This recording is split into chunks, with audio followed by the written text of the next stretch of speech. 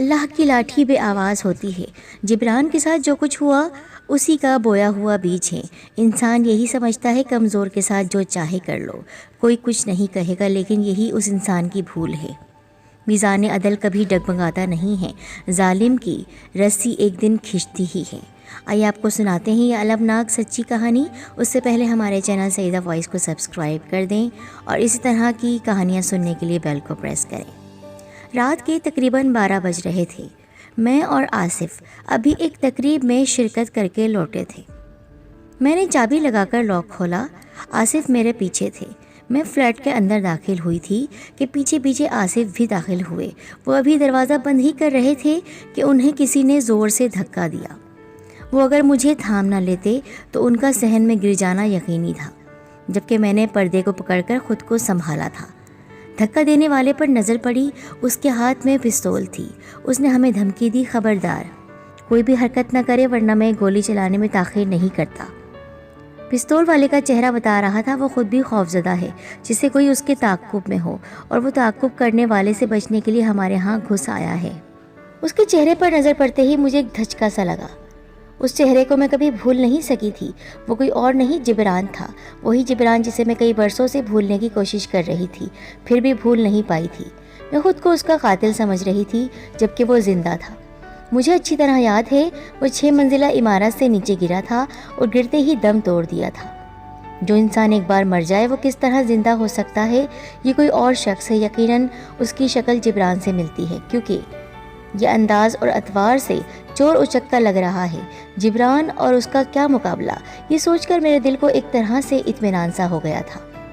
دوسرے ہی لمحے پھر سے مجھے جھٹکا لگا۔ جبران کے بائیں کان کے پاس ایک ہلکا سا نشان تھا۔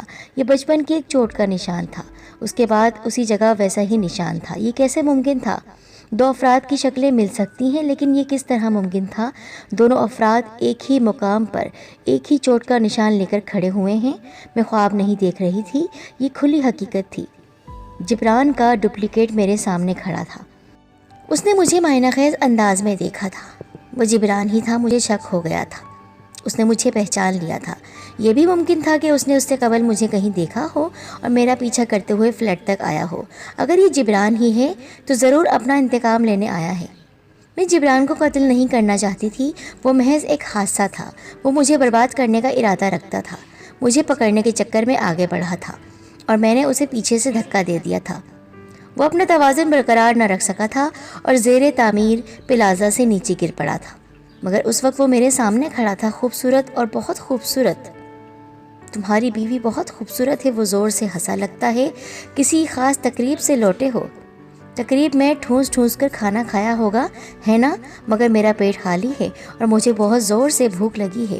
تم میرے لیے کھانے کا بندوبست کرو، ورنہ تم جانتے ہو میرے ہاتھ میں پستول ہے، اس لیے میں جیسا تم سے کہتا ہوں ویسا ہی کرو۔ چلو باورچی خانے کی طرف۔ اس کی دھمکی پر ہم دونوں سہم گئے۔ اس کے عزائم بتا رہے تھے وہ کچھ بھی کر گزرے گا، اور یہ بھی اتفاق تھا اتنا کھانا موجود تھا ہمارے گھر میں کہ 2 آدمی آسانی سے کھا سکتے تھے۔ میں نے بے بسی سے آصف کی طرف دیکھا، اس نے مجھے آگے بڑھنے کا اشارہ کیا۔ میں جیسے ہی کچن کی طرف بڑھی وہ زور سے ہنسا، تم دونوں بہت ہی سمجھدار ہو، میں تمہیں کھانے کی تکلیف نہ دیتا، مگر کمبخت بھوک مجھ سے برداشت نہیں ہوتی۔ میں نے پلٹ کر غصے سے اس کی طرف دیکھا اور کچن میں داخل ہو گئی۔ تمہاری بیوی کو غصہ بھی آتا ہے؟ یہ اندازہ مجھے اس کا چہرہ دیکھ کر ہو رہا ہے۔ لگتا ہے تم دونوں کو میرا یہاں آنا پسند نہیں آیا ہے۔ اب آ گیا ہوں اس لیے برداشت کرو۔ وہ پھر زور سے ہنسا۔ وہی بات کرنے اور سننے کا انداز، اس میں کچھ بھی تبدیلی نہیں آئی تھی۔ تبدیلی آ بھی کیسے سکتی تھی؟ وہ بڑے باپ کا بگڑا ہوا بیٹا تھا جس نے اپنی زندگی کا مقصد عیش و عشرت میں گزارنا سیکھا تھا۔ جس چیز کی طلب ہوئی اسے جائز یا ناجائز طریقے سے حاصل کر لیا۔ وہ ہمارے پیچھے پیچھے کچن میں آ گیا۔ تم دونوں کو کہانی سننے کا شوق ہے؟ کہانی؟ آصف نے حیرانگی سے جبران کے چہرے کی طرف دیکھا۔ ہم اس سے خوف کھائے ہوئے تھے اور وہ ہمیں کہانی سنانے کا ارادہ کر رہا تھا۔ کہانی سننے کا شوق ہے تو سمجھو تم باذوق ہو، اور اگر کہانی نہیں سننا چاہتے یا شوق نہیں تو تم سے بڑا بدذوق کوئی نہیں ہے۔ جبران یہ کہتے ہوئے زور سے ہنسا، پھر دونوں کے چہروں کو دیکھنے لگا۔ کیوں تمہیں سانپ سونگھ گیا ہے جو اس قدر حیران و پریشان صورت بنائے کھڑے ہو؟ ہنسو، زور سے ہنسو، کیونکہ زندگی زندہ دلی کا نام ہے۔ اس کے اصرار پر ہمیں زبردستی مسکرانا پڑ گیا تھا۔ ہمیں مسکراتا دیکھ کر وہ بھی مسکرا دیا۔ وہ مجھے ہنستے مسکراتے چہرے بہت اچھے لگتے ہیں، تمہیں بھی لگتے ہیں نا؟ بالکل درست کہا تم نے، اگر میں چاہوں تو اس پستول سے تم دونوں کو ہنسا بھی سکتا ہوں۔ زندگی سب کو پیاری ہوتی ہے، اس لیے سامنے والے کو ہنسنا پڑتا ہے۔ مجھے یہ پستول بالکل بھی اچھا نہیں لگتا، لیکن مجبور ہوں۔ اسے دکھانے سے ہر آدمی میری بات ماننے پر مجبور ہو جاتا ہے۔ میرے پاس پستول ہے، اس لیے تمہاری بیوی میرے لیے کھانا گرم کر کے لے کر آئی ہے، ورنہ تقریب سے تھکی ماندی عورت کسی صورت میں کسی غیر مرد کو کھانا نہیں دیتی۔ کیوں ٹھیک کہہ رہا ہوں نا؟ جبران نے ایک بار پھر ہنستے ہوئے کہا۔ تم ٹھیک کہہ رہے ہو، تمہارے لیے کھانا بھی گرم ہو گیا ہے۔ اب یہ بتاؤ کہاں بیٹھ کر کھانا پسند کرو گے؟ میں نے پوچھا۔ کھانا؟ ہاں، میں اسی جگہ بیٹھ کر کھانا پسند کروں گا۔ تمہارا کیا بھروسہ، کمرے میں بٹھا کر دروازہ بند کر کے پولیس کو بلا لو۔ جبران نے غصے سے میری طرف دیکھا۔ اس کے دیکھنے کے انداز سے لگ رہا تھا ہم واقعی اسے کمرے میں بند کر کے پولیس کو بلا لیں گے۔ یہ بات غلط بھی نہیں تھی، ایسے لوگوں کو سبق سکھانے کی غرض سے پولیس کو بلانا تو پڑتا ہی ہے۔ کھانا کھا لو، پھر تمہیں ایک زبردست کہانی سناؤں گا، دو پریمی جوڑوں کی کہانی، جبران نے ایک نوالا منہ میں رکھتے ہوئے کہا۔ میرا اندازہ درست نکلا، وہ میری ہستی بستی زندگی کو اجاڑ دینا چاہتا تھا، اس لیے وہ میری تلاش میں تھا، اور اب اس نے مجھے تلاش کرنے پر یہ ڈرامہ رچایا تھا، لٹیرا بن کر میرے گھر میں آ گیا تھا اور کہانی سنانے کے بہانے وہی کچھ بیان کر رہا تھا جو ایک گزری ہوئی کہانی تھی۔ یہ کہانی سن کر میرا شوہر میرے ساتھ کیا سلوک کرے گا اس کا مجھے اندازہ ہے۔ ابھی تک میرے شوہر کو مجھ پر اور میری پاکیزگی پر بڑا مان تھا، اسے مجھ پر بڑا اعتماد تھا، مجھے خود بھی اپنے آپ پر نہ ہوگا۔ ہم دونوں کی یہ شادی پسند کی تھی۔ میری آصف سے ملاقات ایک تقریب میں ہوئی تھی، یہ تقریب آصف کی بہن شمائلہ کی سالگرہ کی تھی۔ شمائلہ میرے ساتھ کالج میں پڑھتی تھی، میں اس کی سالگرہ میں جانا نہیں چاہتی تھی کیونکہ جبران والا واقعہ گزرے ہوئے ابھی 2 ماہ ہی ہوئے تھے۔ جبران کا قاتل تصور کر کے ہر وقت خوفزدہ رہتی تھی، ہر وقت ایک دھڑکا سا لگا رہتا تھا، کبھی بھی پولیس آ کر مجھے گرفتار کر کے لے جائے گی، اور پولیس قتل کے ملزموں کے ساتھ کیسا سلوک کرتی ہے اس کا تصور کر کے میں کانپ جاتی تھی۔ میرے رشتہ دار اور گھر والے بھی میری اس حالت پر خاصے تشویشناک ہوئے تھے۔ ایک ہنسنے اور بولنے والی لڑکی کے ساتھ ایسا ہو گیا تھا، اسے چپ لگ گئی تھی، ہر وقت خوف کی حالت میں رہتی تھی۔ ابو اور امی نے مجھے مختلف ڈاکٹر کو دکھایا، مگر کسی کو بھی میرا مرض سمجھ میں نہیں آ رہا تھا۔ مجھے اچانک کیا ہو گیا ہے، مجھے کس کی نظر لگ گئی ہے جو میں ہنسنا بھول گئی ہوں۔ نفسیات کے ڈاکٹرز کو دکھانے پر انہوں نے یہی کہا کہ مجھے کوئی ذہنی صدمہ پہنچا ہے جس کے سبب میری یہ کیفیت ہے۔ میری بے سکونی کی ابتدا اس دن ہوئی جب میں جبران کا کہا مان کر اس زیر تعمیر عمارت میں پہنچی تھی۔ جبران کو میں نہیں جانتی تھی، اس دن گھر میں اکیلی بیٹھی بور ہو رہی تھی۔ اچانک موبائل کی گھنٹی بج اٹھی۔ میں نے موبائل کی اسکرین پر نمبر دیکھا تو وہ نمبر اجنبی کا تھا۔ میں اجنبی نمبر سے آئی کال اٹینڈ نہیں کرتی۔ میں نے جیسے ہی کال کو بند کرنے کا بٹن دبایا، غلطی سے کال اوکے ہو گئی۔ ہیلو، دوسری طرف سے آواز آئی۔ ہیلو کون؟ میں نے پوچھا۔ میں وہی ہوں جو آپ سے بات کر رہا ہوں۔ اس کا نام کیا ہے مجھے نہیں پتا تھا۔ اچھا، خادم ہیں، کون سے مزار پر تشریف رکھتے ہیں؟ میں نے مذاق اڑانے کے انداز میں کہا۔ مزار؟ وہ چوکا۔ خادم مزار پر ہی بیٹھتے ہیں، اور میں نے تمہارے مزار کا پوچھ لیا تو اتنا پریشان کیوں ہو گئے ہو؟ میں پریشان اس لیے ہو رہا ہوں کہ میرا کسی مزار سے کوئی تعلق نہیں ہے، اور آپ مزار کا پوچھ رہی ہیں۔ آپ نے پھر خادم کیوں کہا؟ اور میں نے ایسے ہی کہہ دیا تھا۔ اچھا خیر، یہ بتاؤ تم نے مجھے کیوں فون کیا؟ میں فارغ تھا، اس لیے سوچا تم سے بات کر لی جائے۔ میں کیا تمہاری پھپھو لگتی ہوں جو بات کرنے کو فون کر لیا مجھے؟ پھپھو؟ لیکن تمہاری آواز سے لگتا نہیں ہے تم کسی کی پھپھو ہو، آواز سے یہی معلوم ہوتا ہے کوئی نوخیز کلی ہو کسی باغ کی۔ اپنی غلط فہمی دور کر لو، میں ایک لڑکی ہوں۔ اچھا بھائی، میں نے اپنی غلط فہمی دور کر لی، اور آئندہ مجھے پھر کبھی فون مت کرنا۔ کیوں نہیں کرنا؟ تم میرے کیا لگتے ہو جو فون کرو گے؟ میں نے غصے سے کہا۔ ارے بھائی، تم سے دوستی کرنا چاہتا ہوں، تم سے تعلق بنانا چاہتا ہوں، اس لیے فون کیا ہے۔ You shut up. یہ کہتے ہوئے میں نے کال بند کر دی۔ موبائل پر دوبارہ بیل بجی۔ میں نے اسکرین پر نمبر دیکھا، وہ نمبر جبران کا ہی تھا۔ میں نے موبائل دور رکھ دیا۔ تھوڑی دیر فون بجتا رہا اور پھر گھنٹی بند ہو گئی۔ میرا تعلق مذہبی گھرانے سے تھا، پردے کی پابندی بھی سخت تھی، گھر میں آئے مرد رشتہ دار بھی گھر کی خواتین کی ایک جھلک نہیں دیکھ پاتے تھے۔ یہ گھر سے ملنے والی تعلیم تھی کہ میں کسی غیر مرد کے سامنے آ جانے پر اپنی نظریں جھکا لیتی تھی۔ گھر سے باہر نکلنے سے پہلے اچھی طرح اپنے چہرے کو ڈھانپ لیتی تھی۔ میری سہیلیاں بھی اکثر مجھے ٹوک دیتی تھیں، کلاس میں کون لڑکا یا غیر مرد آ رہا ہے جو تم چہرے پر نقاب پہنے رہتی ہو؟ بس مجھے ہی اچھا لگتا ہے۔ میرا تمہیں بھی مشورہ ہے کہ اپنے چہرے کو ڈھانپ کر آ جایا کرو۔ کیوں، ہمیں نظر لگ جائے گی کیا؟ نظر بڑی خطرناک ہوتی ہے۔ अलीना ज़ोरदार कहका लगाते हुए बोली, अलीना मेरी बातों को मजाक में मत लिया करो। औरत की खूबसूरती उसके शौहर के लिए होती है। गैर मर्दों को खुश करने वाली औरतें कौन होती हैं ये तुम बहुत अच्छी तरह जानती हो। अलीना की दोस्ती लड़कों से बदलती रहती थी, कभी वो किसी के साथ तो कभी किसी के साथ। उन्हीं दिनों अलीना की दोस्ती एहसन नामी नौजवान से थी। वो शक्ल ही से औबाश किस्म का नौजवान लगता था। अक्सर वो छुट्टी के वक्त उसकी मोटरसाइकिल पर बैठकर घर जाती थी। एहसन उसे मुख्तलिफ सड़कों पर सैर करा के घर के नज़दीक ही छोड़ देता था, किसी को शक न हो। अलीना, इन दिनों जिसके साथ तुम घूम रही हो ये नौजवान मुझे किरदार का अच्छा नहीं लगता है। तुम एहसन को कैसे जानती हो? मैं एहसन को नहीं जानती, बस उसका हुलिया शक्ल सूरत ऐसी है कि इंसान शक में मुब्तला हो जाए। कमाल है, तुम उसके बारे में जानती नहीं हो और तबसरा ऐसे कर रही हो जैसे एहसन से तुम्हारी बरसों से जान पहचान हो। अलीना ने बुरा सा मुँह बनाया। मैं तुम्हारे भले को कहती हूँ, तुम ख्वामख्वाह बुरा मान जाती हो। मेरा काम तुम्हें समझाना था, अब तुम नहीं समझती तो मेरा इसमें कोई कसूर नहीं है। ये बात अलीना को समझाने की गर्ज से कही थी, मगर उसने एहसन को भी ये बात बता दी। उसे मेरी बात नागवार गुजरी और वो गुस्से में बोला, मैंने ऐसी नेक और पारसा लड़कियों को अपने माँ बाप की इज्जत सरेआम नीलाम करते घर से भागते हुए देखा है। ये बात मुझे अलीना की ज़बानी में पहुंच गई थी। मुझे बहुत गुस्सा आया। अलीना, ये बात तुम्हें समझाने को कही थी, तुम्हें एहसन तक पहुंचाने की क्या ज़रूरत थी? जिसे तुम्हें गुस्सा आ रहा है ऐसा गुस्सा मुझे भी आया था। जब तुमने एहसन के बारे में ये बात कही थी मुझसे बर्दाश्त नहीं हुआ था। अच्छी बात है, मुझे भी एक नसीहत हो गई है। किसी बेवकूफ़ को नसीहत नहीं करनी चाहिए क्योंकि वो तुम्हारे बारे में नहीं मानेगा। अक्लमंद को मशवरा मत दो, वो तो है ही अक्लमंद। मैं बेवकूफ़ हूँ और तुम बहुत अक्लमंद हो। उस दिन से अलीना मुझसे उखड़ी उखड़ी रहने लगी और वो मुझसे एहसन की बातें भी नहीं करती थी।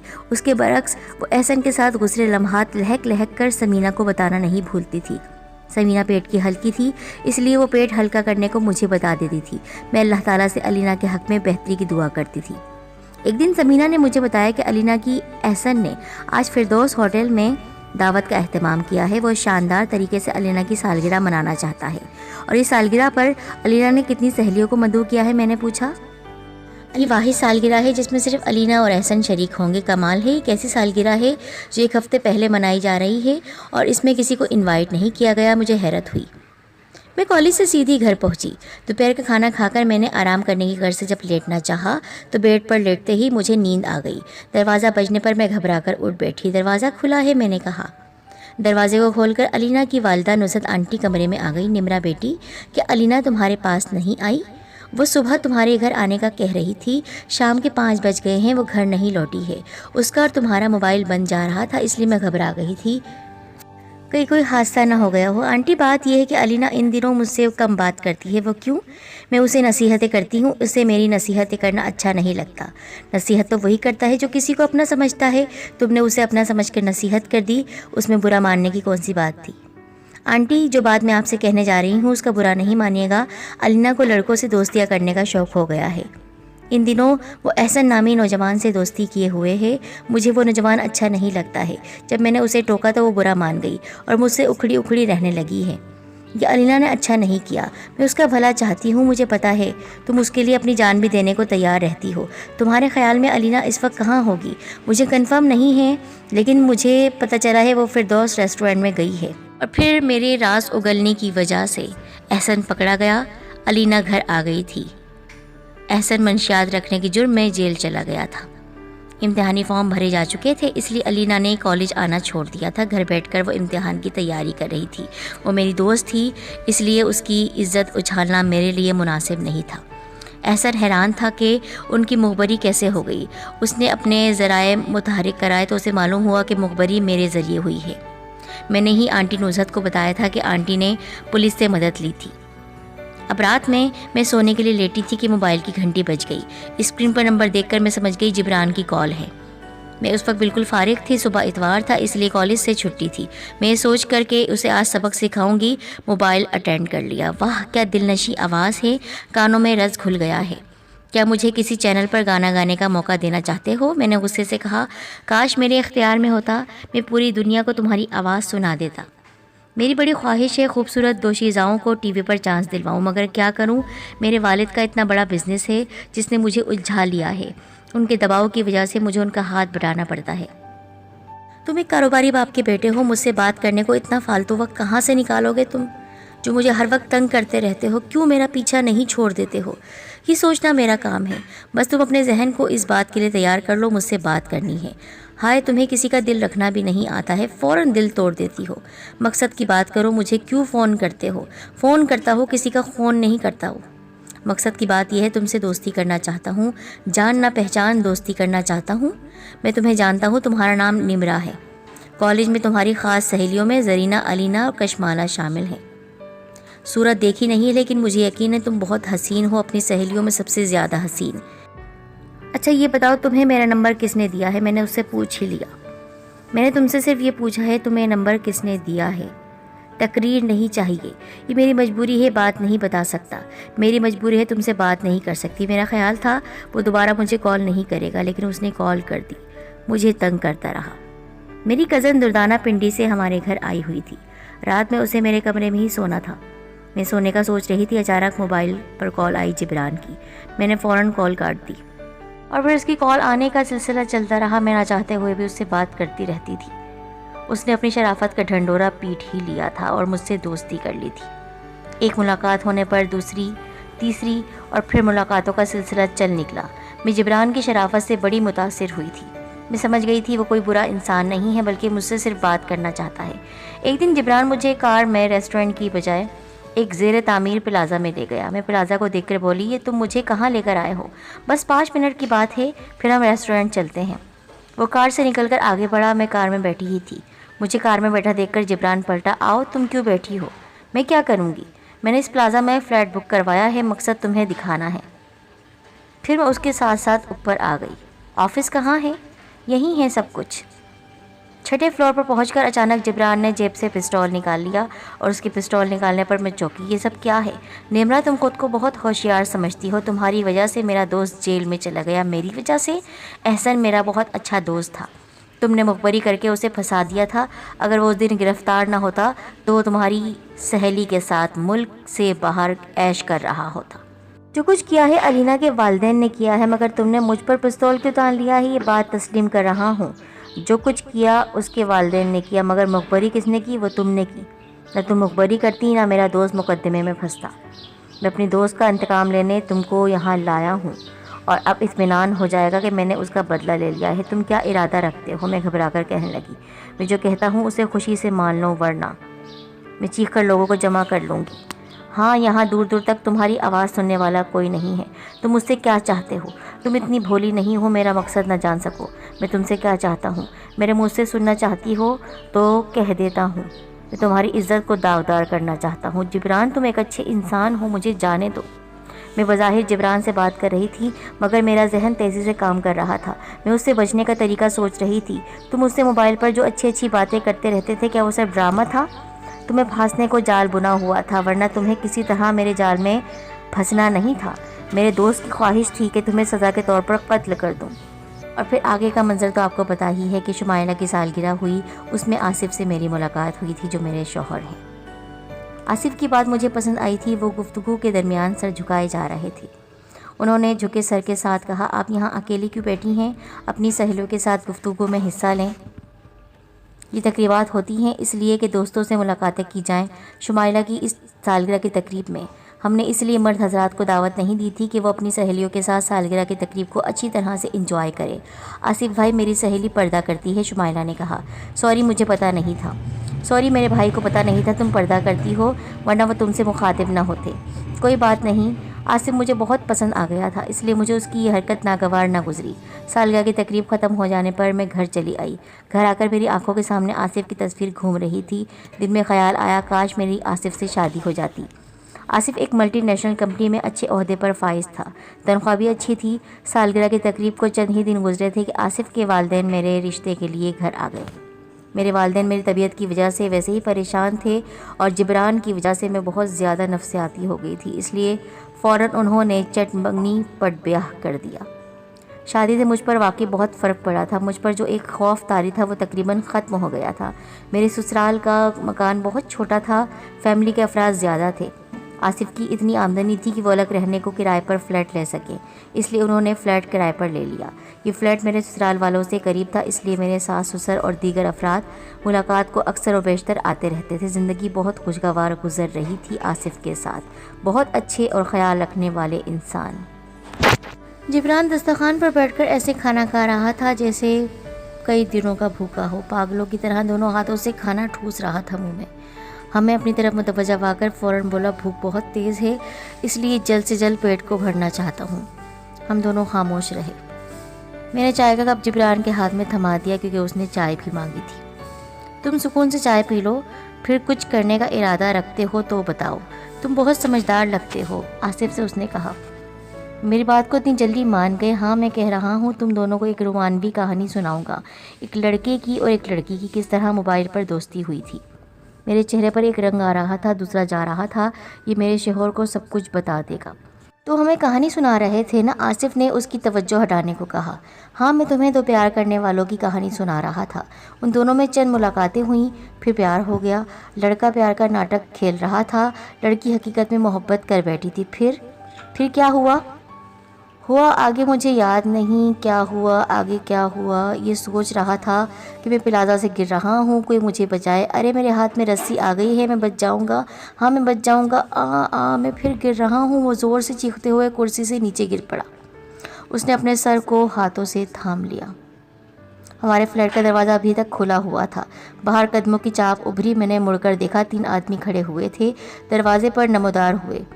ابھی وہ کچھ بھی کہہ نہیں پائے تھے، بے اختیار جبران کی نظر ان پر پڑی، انہیں دیکھ کر اس کا چہرہ بالکل بے رنگت والا ہو گیا۔ وہ اندر کمرے میں بھاگا۔ اگر آپ کی اجازت ہو تو ہم اندر جا کر جبران کو پکڑ لیں، ایک شخص نے کہا۔ آصف کے گردن ہلانے پر وہ تینوں اندر داخل ہوئے، جبران کو ایسے پکڑ لیا جیسے کسی بچے کو پکڑ لیتے ہیں۔ آپ کے تعاون کا بہت بہت شکریہ، دوسرا شخص بولا۔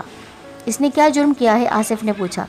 اس نے کوئی جرم نہیں کیا، بات دراصل یہ ہے میرا بیٹا ہے، اسے پاگل پن کے دورے پڑتے ہیں، جب دورہ پڑتا ہے تو یہ گھر سے بھاگ نکلتا ہے، آج بھی دورہ پڑنے پر یہ گھر سے نکل آیا تھا۔ ہم اسے تلاش کرتے ہوئے اس علاقے میں پہنچے تو نیچے بیٹھے چوکیدار نے بتایا اس شکل و صورت کا ایک نوجوان اوپر گیا ہے، اس کے پاس اسلحہ بھی ہے۔ آصف نے کہا، یہ بچوں کے کھلنے والا پستول ہے۔ جبران کے والد نے وہ پستول آصف کو دکھایا، واقعی وہ پلاسٹک کا پستول تھا مگر اصلی لگ رہا تھا، دور سے کوئی بھی دیکھتا تو دھوکہ کھا سکتا تھا۔ اس کی یہ حالت کیسے ہوئی؟ آصف نے پوچھا۔ یہ اپنے دوست کے زیر تعمیر پلازا میں اس سے ملاقات کرنے گیا تھا، اوپر سے نیچے گر گیا تھا، زندگی باقی تھی، نیچے بجری کے ڈھیر پر گرا، اتنی اونچائی سے گرا تھا، اس کا اثر دماغ پر ہوا اور وہ پاگلوں جیسی حرکت کرنے لگا۔ جسمانی طور پر صحت یاب ہو چکا ہے مگر یہ اپنی یادداشت کھو بیٹھا ہے۔ آپ لوگوں کو جبران نے جو بھی تکلیف پہنچائی ہے اس کے لیے ہاتھ جوڑ کر معافی مانگتا ہوں، جبران کے والد نے ہاتھ جوڑتے ہوئے کہا۔ اس نے ہمیں کوئی نقصان نہیں پہنچایا، بس ڈرایا تھا اور ہم واقعی اس سے بری طرح خوفزدہ ہو گئے تھے، آصف نے ہنستے ہوئے کہا۔ وہ لوگ جبران کو لے کر چلے گئے، آصف نے دروازہ بند کر دیا۔ تھوڑی دیر پہلے جتنی خوفزدہ تھی میں، اب اتنی ہی پرسکون ہو چکی تھی۔ ایسا گمان ہو رہا تھا بہت طویل سفر کر کے لوٹی ہوں، میں ایک عرصے سے اذیت میں مبتلا تھی، میں نے جو کیا تھا اس کا خود کو قصوروار ٹھہرا رہی تھی۔ جبران کو دیکھ کر مجھے اطمینان ہو گیا، وہ زندہ ہے، ایک زندہ لاش کی طرح۔ اس نے، اس کے ساتھی احسن نے نہ جانے کتنی لڑکیوں کی زندگی خراب کی ہوں گی، جس کی وجہ سے اب ان دونوں کو سزا مل رہی ہے۔ احسن جیل میں سزا بھگت رہا ہے اور جبران دماغی توازن کھو بیٹھا ہے، اور میں اپنے شوہر کے ساتھ خوشی خوشی زندگی گزار رہی ہوں۔ یہ واحد سالگرہ ہے۔